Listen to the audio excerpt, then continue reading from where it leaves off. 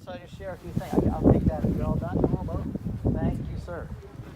Thanks for a nice job.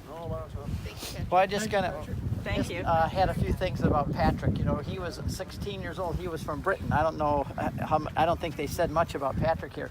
And he was 16, and the Irish came across and they captured him and took him back here as a slave. And for 6 years he worked here as a slave, taking care, feeding animals and living with the animals. And then he had a vision that he was going to go to the coast and a boat would be waiting for him. God gave him a vision. He found Christianity while he was here, and he discovered God and Christianity. God went out and found the boat and got back to England. And after he was in England, he learned more, and he had a vision of someone in Ireland calling him back.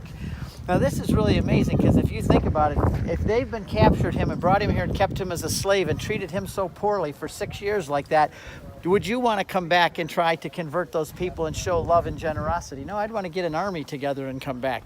But he came back over here as a preacher, and he came with great love and concern for these people, because he had lived with them and knew their paganism and polytheism. They had all these idols and statues, just like Paul when he was in Athens in Acts chapter 17. It said that he saw them all, the spirit, all of these idols and so on, and his spirit was agitated in him. So he came here, and how did he get these people to pay attention to him? Well, I was just looking a few things up. It says that he has more recorded resurrections of the dead than any other saint in history. It says that 39 of them, in fact, it says recorded back in history, for the blind and the lame, the deaf and the dumb, the palsied, the lunatic, the leprous, the epileptic, all who labored under these diseases, did he in the name of the Holy Trinity restore unto the power of their limbs and unto entire health, and in these good deeds was he daily practiced. So it's kind of like Jesus. People would bring him and he'd heal them. And 33 dead men, some of whom had been dead and buried many years, did this great reviver raise from the dead, above all we have fully recorded. So it said there was 39 people that he rose from the dead, even some that had been dead and buried in the grave for a long time. And then another quote here, if I can find it. It said he was such a great missionary while he was here that he converted the whole land from paganism. With all those miracles, that got people's attention. But how do you teach pagans about the Trinity? They have all these gods, so now they hear there's a Father, Son, and a Holy Spirit. Oh, so you have 3 gods. We had 100, but you have 3.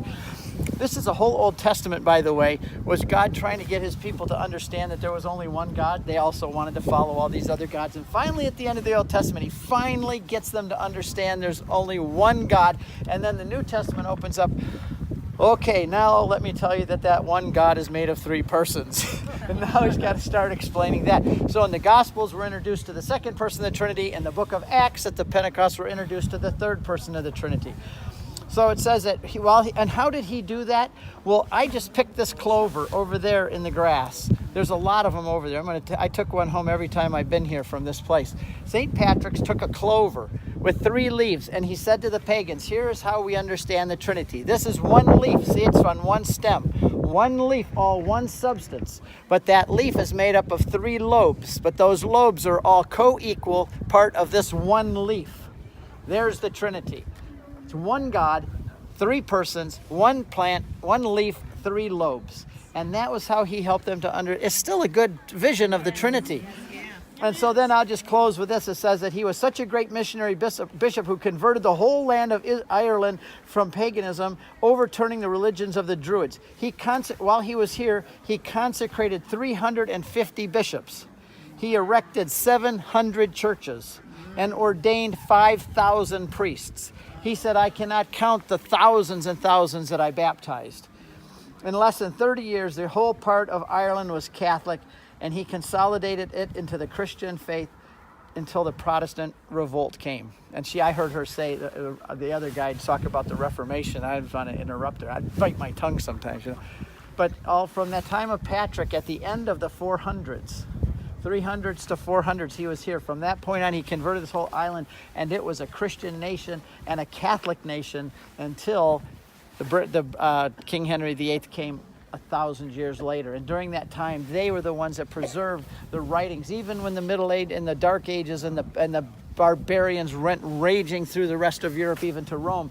Here was the land of saints and scholars and all these wonderful monasteries where they kept the Bible alive and the faith alive and the church alive. So this is a wonderful land, and I just wanted you to get just a feel for St. Patrick here while we were here. And if you want to grab a clover, there's a bunch of them right up there in the grass.